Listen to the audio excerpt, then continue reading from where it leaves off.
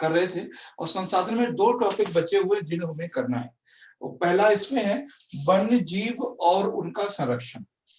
पहला इसमें है वन्य जीव और सर ये नेचुरल गैस और जिस सेल गैस जो थी ये था ना लास्ट टॉपिक। तो उसके बाद भी उसके क्लास बाद हुई है?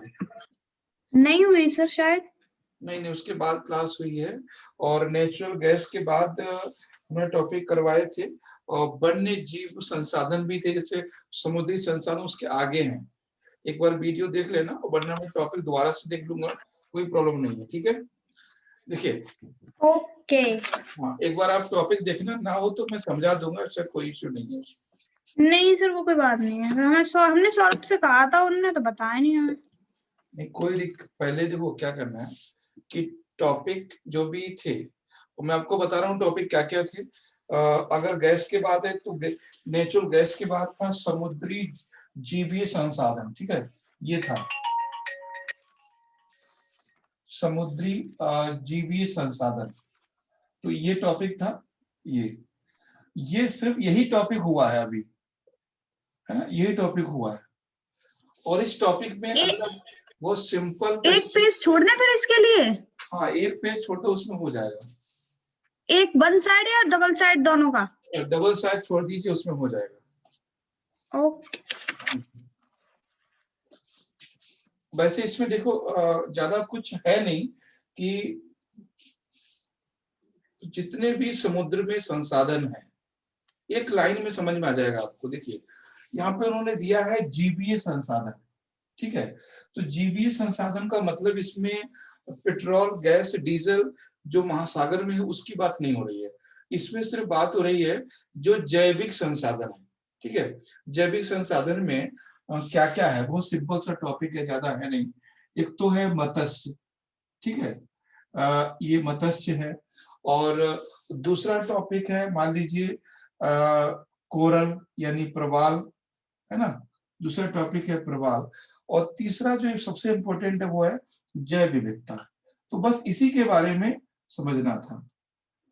तो इसमें मत्स्य आप जानते हैं कि फिशिंग में कौन कौन देश सबसे आगे हैं। जैसे जापान है, सिंगापुर है, खासकर यूएसए है, इंडिया भी कोस्टल एरिया में है। तो मत्स्य उत्पादन में। और प्रवाल, आपको पता है कि प्रवाल वो जीव हैं जो महासागरों के तटीय भागों में पाए जाते हैं, यानी महाद्वीपों के तटीय भागों में पाए जाते हैं, उष्णकटिबंधीय प्रदेश में। तो ये भी टॉपिक कई बार हो ही चुका है। अब आती है जैव विविधता। जैव विविधता भी एक संसाधन है। ठीक है, तो संसाधन इसमें देखो क्या लिखोगे कि जैसे जितनी जैव विविधता स्ट्रॉन्ग होगी, जितनी भी जैव विविधता मजबूत होगी, उतनी हमारी फूड चेन मजबूत होगी। और जितनी हमारी फूड चेन मजबूत होगी, उतने ही हमारा जीवन आसान हो जाएगा। तो ये बस यही है। अब इसमें होता क्या है, अब मान लीजिए जैसे समुद्री मोती हैं, तो वो संसाधन में नहीं आते। यूपीएससी उन संसाधनों से कभी नहीं पूछती है जो हमारे दैनिक उपयोग में नहीं। ठीक है, बिल्कुल नहीं पूछती हो। तो दैनिक उपयोग में हमारे यही चीजें हैं। क्या क्या हैं? मत्स्य और प्रवाल, और ये, तो ये सारी चीजें हैं। मत्स्य जो है वो हमारे, पता है आपको, विश्व की 1/3 से ज्यादा जनसंख्या मत्स्य यानी फिशिंग पर है। तो ये भोजन का एक बहुत बड़ा हिस्सा है मत्स्य, फिशिंग। तो ये है। चलिए आगे टॉपिक हम समझा देंगे। वैसे जहां तक आप, अगर ये क्वेश्चन आएगा तो आराम से लिख लोगे। अगर मान लो क्वेश्चन आ जाए कि जैव विविधता का क्या महत्व है, या महासागरीय जैव विविधता का क्या महत्व है, तो आराम से लिख लोगे आप। तो पहले आप, यस सर। हाँ, तो आपको लिखना होगा महासागरीय जैव विविधता होता क्या है। तो महासागरीय जैव विविधता का मतलब है महासागर में जो भी जीव जंतु हैं, जो भी, चाहे वो सर्प हो, घड़ियाल हो, है ना, व्हेल मछली हो, जो भी है वो सारे उसमें शामिल हो जाते हैं। तो ये है, क्योंकि एक बार सही से समझ लोगे ना तो दिक्कत नहीं है। अब नेक्स्ट इसमें देखते हैं वन्य जीव एवं उनका संरक्षण। वन्य जीव एवं उनका संरक्षण। ठीक है, ये है वन्य जीव एवं उनका संरक्षण। अगर हम इसकी बात करेंगे,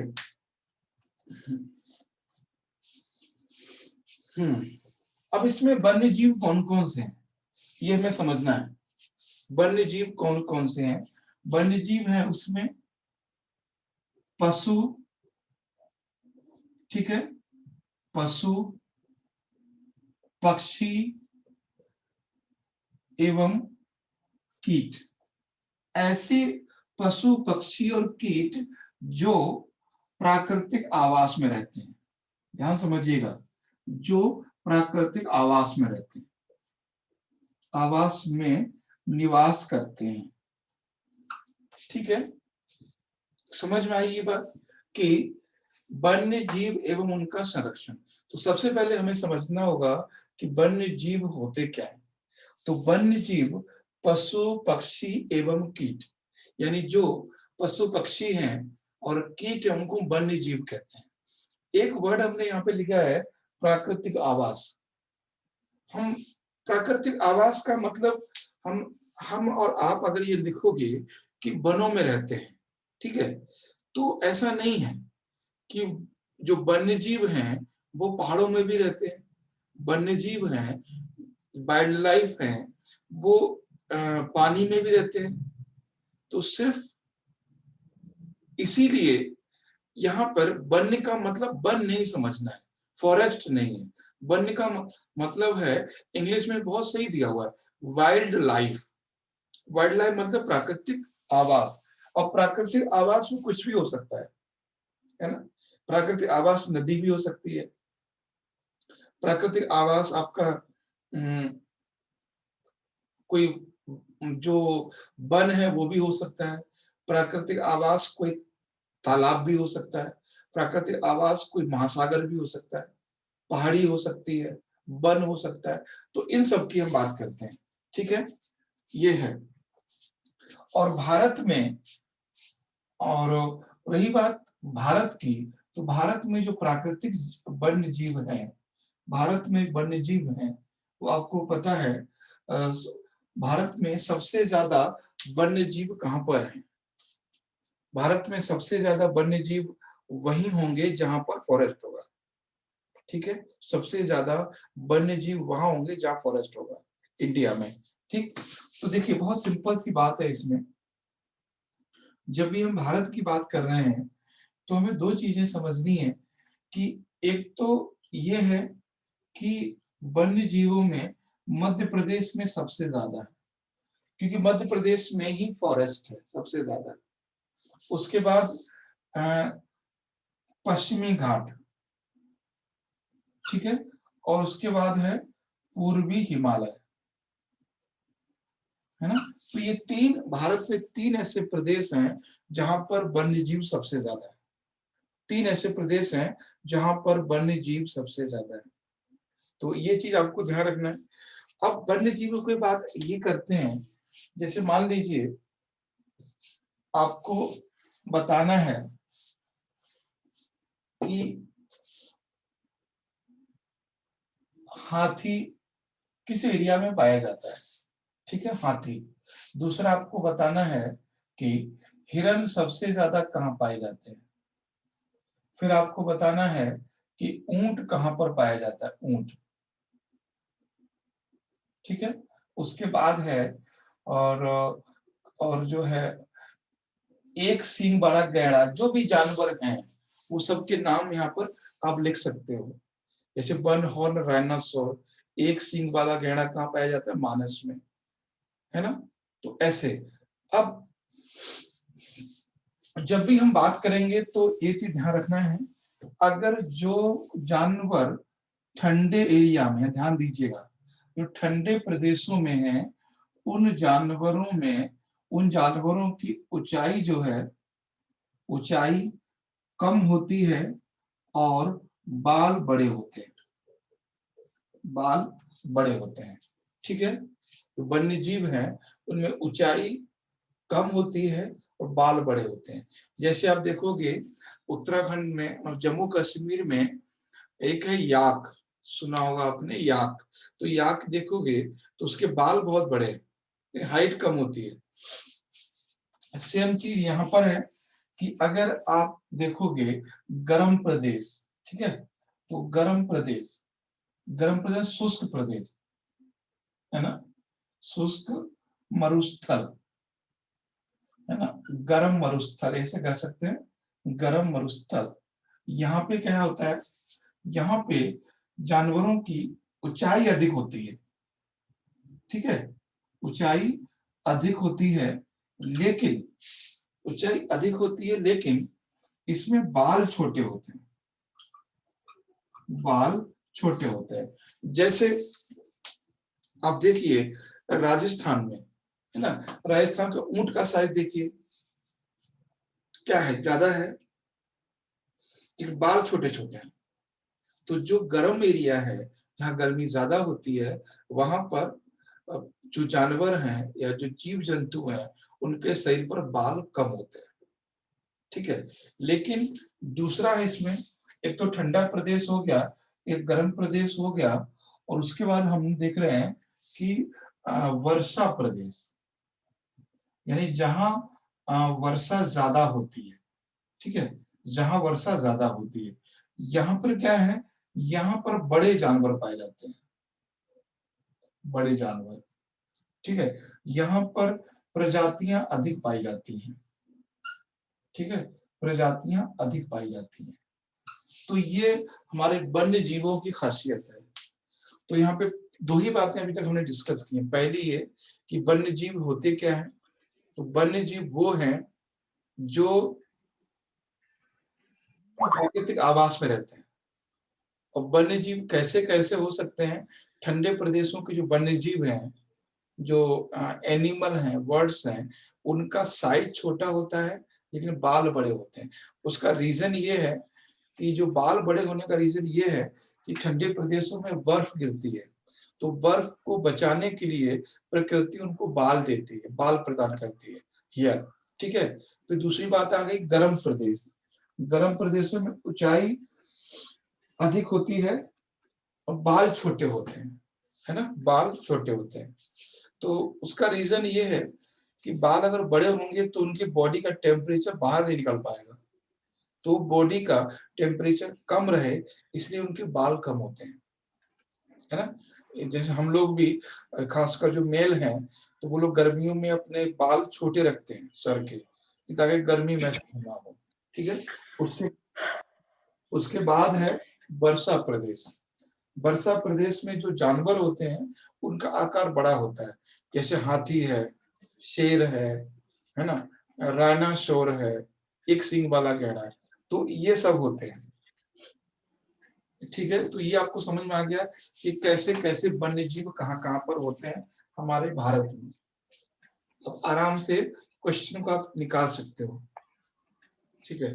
लास्ट ईयर यूपीएससी में क्वेश्चन आया है कि जो वन हॉर्न राइनासोर है, एक सींग वाला गैंडा है, वो केवल भारत में पाया जाता है, ऐसा नहीं है, ठीक है। वो भारत के बाहर भी है ना, भारत, ऐसा नहीं हाथी सिर्फ इंडिया में ही है, हाथी और कंट्री में भी है,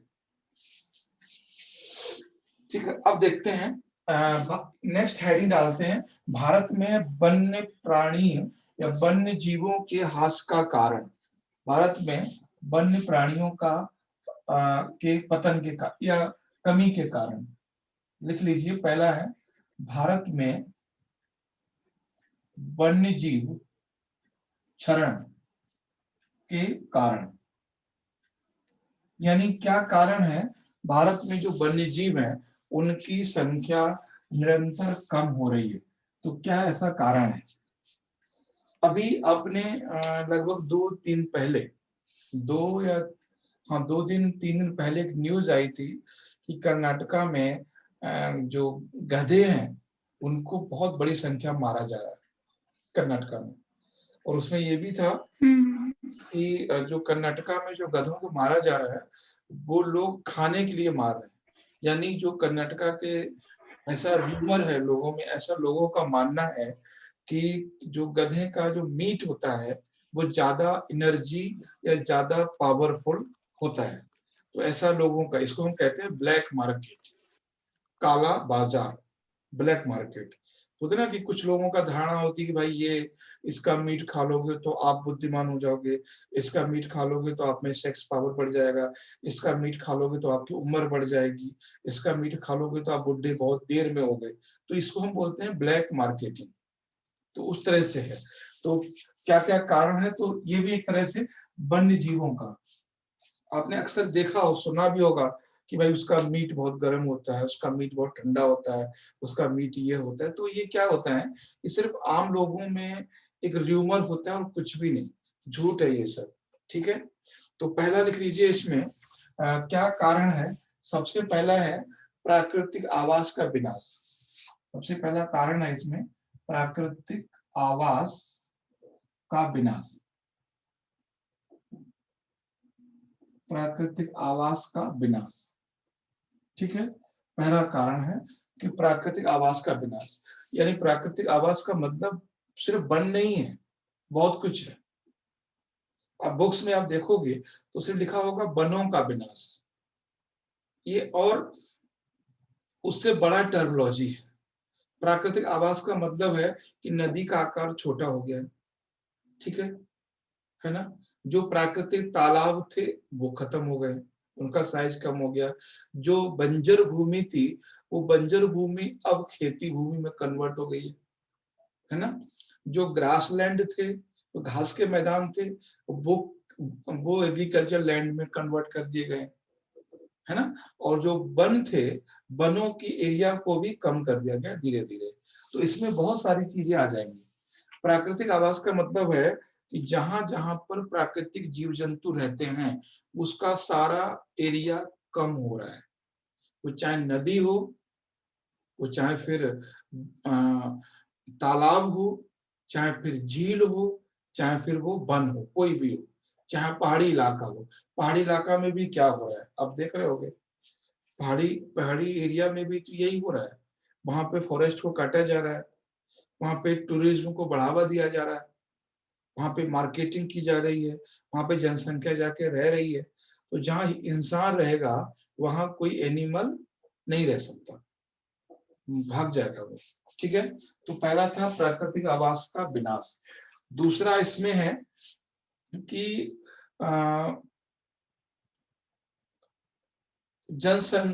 आवासीय बस्ती का विस्तार। आवासीय बस्ती का विस्तार, ठीक है, आवासीय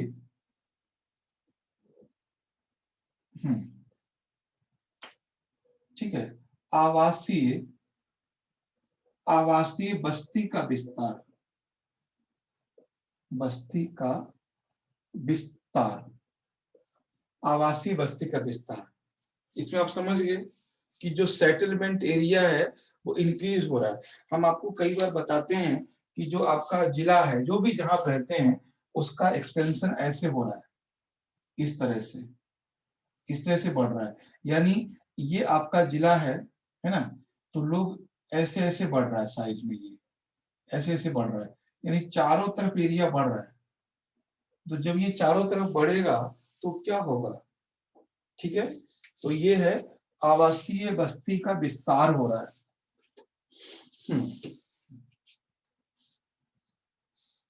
अब नेक्स्ट है इसमें जो इमारती लकड़ी यानी बिल्डिंग फर्नीचर एंड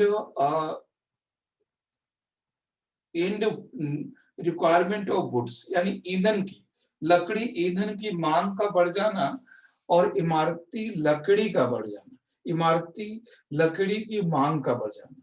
देखिए, हम जो ईंट बनाते हैं, है ना, जो भट्टे होते हैं ईंट के, उसमें भी लकड़ी ही यूज होती है ना। और जो नया नया बिल्डिंग बन रहा है उसके लिए इमारती लकड़ी भी पेड़ों के काटने का रीजन होती है। अब तो खैर फर्नीचर काफी कुछ प्लास्टिक का आने लगा है, लेकिन फिर भी बहुत सारी चीजें हैं जो अभी भी प्लास्टिक की नहीं है, लोहे की नहीं है, लकड़ी की है। तो लिख लीजिए इमारती लकड़ी की मांग, इमारत लकड़ी एवं ईंधन लकड़ी की मांग, ठीक है, मांग में वृद्धि। तो ये चीज ध्यान रखना है, मांग में वृद्धि, ये सब चीजें हो रही हैं।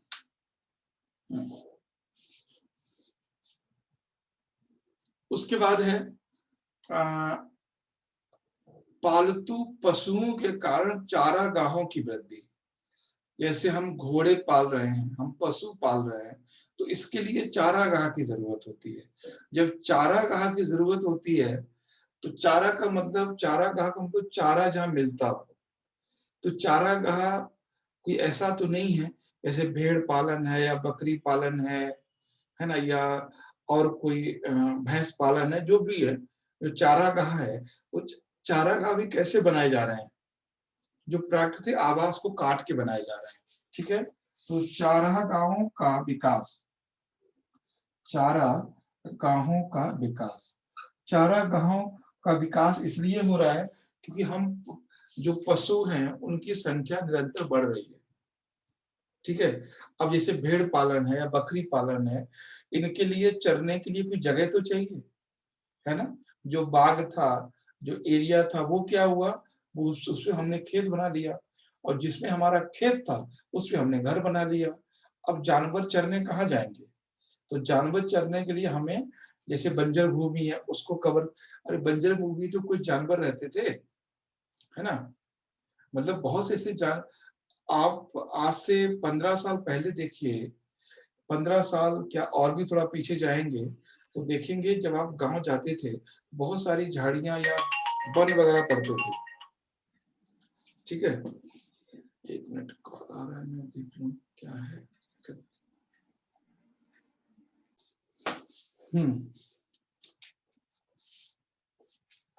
तो ये था चारागाहों का विकास। तो आपको पता ही है कि कैसे कैसे विनाश हो रहा है। अब देखेंगे यहाँ पे कि भारत में वन्य जीव संरक्षण के लिए क्या क्या नियम लागू किए गए हैं, ठीक है। तो भारत में कुछ राष्ट्रीय उद्यान के नाम लिख लीजिए, है ना। राष्ट्रीय उद्यान, तो वन्य जीव संरक्षण अधिनियम, है ना, वन्य जीव संरक्षण अधिनियम, ठीक है। 1972 भारत सरकार ने वन्य जीवों को संरक्षित करने के लिए एक अधिनियम जारी किया था, बनाया था, वन्य जीव संरक्षण अधिनियम 1972। ये अधिनियम है, इसके अंतर्गत सभी उन जानवरों को संरक्षित किया गया है जो प्राकृतिक आवास में रहते हैं, जिन्हें पालतू नहीं बनाया जा सकता। जैसे हाथी है, शेर है, लोमड़ी है, हिरन है, ठीक है। ये सारे के सारे जानवर वन्य जीव हैं। तो इनको पालना या इनको पकड़ना या उनको मारना या उनकी तस्करी करना कानूनन अपराध है, ठीक है, कानूनन अपराध है। तो ये चीज ध्यान रखना है। तो इसके अंतर्गत ऐसे जीव जो वन्य जीव हैं, वन्य जीवों का संरक्षण किया गया है इसमें, और इसमें सजा का प्रावधान है, बस इतना आपको समझना है। तो नेक्स्ट बस इसमें ये लिख लीजिए, भारत में कौन कौन से राष्ट्रीय उद्यान और अभयारण्य हैं। तो ये क्वेश्चन बन सकता है आपके प्रीलिम्स के पॉइंट ऑफ व्यू से। तो भारत में वन्य जीव अभयारण्य ज्यादातर आपको पता होंगे, भारत में वन्य जीव अभयारण्य, ठीक है। तो भारत में वन्य जीव अभयारण्य या राष्ट्रीय उद्यान, तो ये आपसे कभी कभी ना यूपी पीसीएस में भी क्वेश्चन पूछ लेते हैं, ठीक है। ये कभी कभी ना यूपी पीसीएस में भी क्वेश्चन बन जाते हैं इस तरह से। तो आपको समझना है कि कौन कौन से हैं, कुछ नाम बता रहे हैं आपको, वो आपको याद होंगे। जैसे पहला इसमें है, पहला लिख लीजिए दाचीगम। दाचीगम ये है कश्मीर में, ठीक है, दाचीगम ये कश्मीर में है, दाचीगम कश्मीर में है। उसके बाद है इसमें चलिए 18-14 लिखा दे रहे हैं, कुछ कुछ है, कुछ कुछ नाम है इसमें, ठीक है, दाचीगम है। और नेक्स्ट लिखिए इसमें नंदा देवी, ठीक है, नंदा देवी है, दाचीगम कश्मीर में है। उसके बाद है नंदा देवी, है नंदा देवी है। और उसके बाद है ग्रेट हिमालय। नंदा देवी पता है आपको उत्तराखंड में है, नंदा देवी उत्तराखंड में। उसके बाद है ग्रेट हिमालय, ग्रेट हिमालय ये हिमाचल प्रदेश में है, ग्रेट हिमालय। और उसके बाद है इसमें सुंदरबन, सुंदरबन ये आपको पता है वेस्ट बंगाल में है। तो इसमें देखो लिखना कुछ नहीं है, जो भी जितने भी नेशनल पार्क हैं उनके सभी के आपको नाम लिख देना और कुछ नहीं। जैसे बहुत सारे में लिखा है, काजीरंगा है, मानस है, सिमलीपाल है, किश्तवाड़ है, कान्हा है, गिर है, भरतपुर का केवलादेव घाना है। तो ऐसे बहुत सारे आपको पता होंगे, तो वही लिखना और कुछ नहीं इसमें करना है, ठीक है। तो ये है आपके, आप इसमें लिख सकते हो, कोई दिखाने से कोई फायदा है नहीं, कई बार लिखवा चुके हैं। यस सर, कर लेंगे, है ना, ये कर लेना, कोई दिक्कत नहीं है। और अब बताओ नेक्स्ट टॉपिक है इसमें ऊर्जा संकट। अब ये बताओ कि हम ऊर्जा संकट अभी करवा दें या कल करवाएं जब सौरभ आ जाए। सौरभ कहाँ है? सौरभ नहीं आए कल भी, कुछ समझ में आ जाएगा, एक लाइन का टॉपिक है ये, उसमें है कि ऊर्जा संकट क्या है, ठीक है, ऊर्जा संकट है क्या।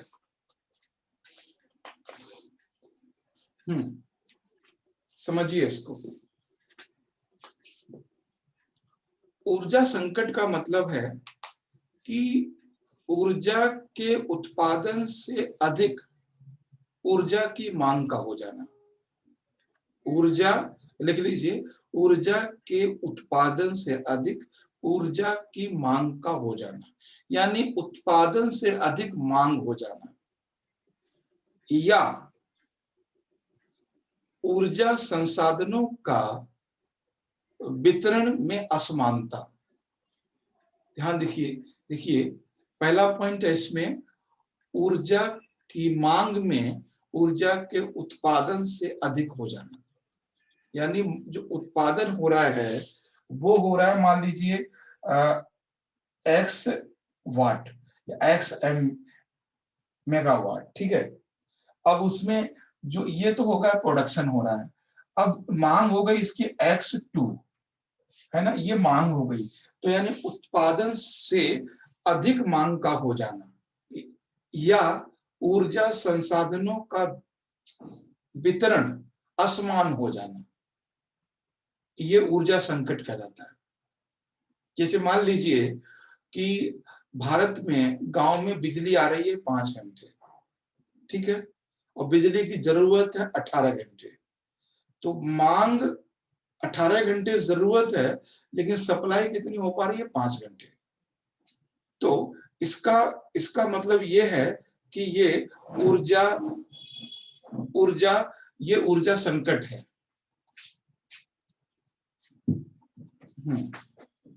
ठीक है, तो उत्पादन से अधिक मांग का हो जाना और वितरण में असमानता होना ऊर्जा संकट कहलाता है। बस सिंपल सा पॉइंट ये है। अब इसमें कितना भी घुमा सकते हो अलग बात है। अब इस चीज को दूसरा पॉइंट था कि ऊर्जा संकट से निपटने के क्या उपाय है ना, ऊर्जा संकट से निपटने से क्या उपाय हैं, क्या उपाय हो सकते हैं बताएं। बहुत सीधी सी बात है, जैसे मान लीजिए कि हमें मान लीजिए एक साल में हम अपने लिए मान लीजिए 5 क्विंटल गेहूं खाते हैं, 5 क्विंटल गेहूं हम मान लीजिए अकेले हमारा परिवार खाता है, और उत्पादन होता है 3 क्विंटल, ठीक। तो पहला तो उपाय ये है कि जो गेहूं का उत्पादन है उसके उत्पादन को वृद्धि कर दें हम, यही तो उपाय पहला है। गेहूं हम खाते हैं कितना, गेहूं हमें चाहिए कितना, 5 क्विंटल, ठीक है, 500 केजी पर ईयर, ठीक है। ये हमें ये गेहूं चाहिए एक साल में, लेकिन हमारे खेत में कितना हो रहा है, 300 केजी। तो हमें क्या करना पड़ेगा, उत्पादन बढ़ाना पड़ेगा, ठीक, पहला। दूसरा चीज क्या हो सकता है कि, दूसरी चीज ये है कि हम गेहूं के जगह पर मक्का भी खाना शुरू कर दें, गेहूं की जगह पर बाजरा भी खाना शुरू कर दें, गेहूं की जगह पर और चावल भी खाना शुरू कर दें, तो गेहूं की खपत कम हो जाएगी। तो पहला क्या हुआ, पहला था उत्पादन में वृद्धि, दूसरा था वैकल्पिक संसाधन का उत्पादन, ठीक है। तो उसके हम वैकल्पिक संसाधन का करें। उसके बाद है इसमें कि तीसरा पॉइंट क्या हुआ कि गेहूं तो हम उत्पादन कर ही रहे, साथ साथ हम गेहूं उत्पादन के साथ साथ और चीजों का उत्पादन करें, जैसे सब्जी है, मतलब अन्य ऊर्जा स्रोतों का विकास करें। इसको हम लिखवा नहीं रहे, इसलिए आप खुद लिखना। पहला उपाय है कि ऊर्जा उत्पादन संसाधनों का विकास करें। दूसरा है ऊर्जा का उपयोग या खपत को हम कम करें, दूसरा उपयोग। तीसरा, ऊर्जा के संसाधनों का विकल्प की खोज करें। मान लीजिए हम अभी कोयला का यूज कर रहे हैं, हम कोयला की जगह पर सौर ऊर्जा करें, ठीक है, तो वैकल्पिक संसाधनों का इस्तेमाल करें। और चौथा पॉइंट क्या है कि समान वितरण कर दें। कुछ जगह ऊर्जा बहुत ज्यादा खपत हो रही है, कुछ जगह पहुंच नहीं रही है, तो हम जहां ऊर्जा ज्यादा पहुंच रही है वहां थोड़ा लिमिट कर दें, और जहां नहीं पहुंच रही वहां बढ़ा दें। तो ये आप ऐसा करना, खुद से लिखने की कोशिश करना। बाकी मैंने मतलब भर का आपको समझा दिया इसमें। जी सर, हो जाएगा सर। हो जाएगा, ठीक है। तो कल से रखते हैं क्लास 7:30 ही ठीक रहेगा। हाँ सर, वो सेम टाइम रहने दीजिए, वो लेनी नहीं है तो आए भी नहीं 8 बजे, मैं भी नहीं कोई आया। नहीं, वो वीडियो देख रहे हैं, और वीडियो तो आप लोगों को मिल ही रहा होगा। और या तो फिर हम कल सीधे जो नया उस पे वीडियो हम्म, ऐप पे एक ही वीडियो तो आया है ना अभी तो। तो जब भी जैसे आज हुआ है क्लास, तो आज ऐप पे आ जाएगा, जब भी होता है आ जाता है ना, ये है। अच्छा सर, हम्म। ठीक है सर।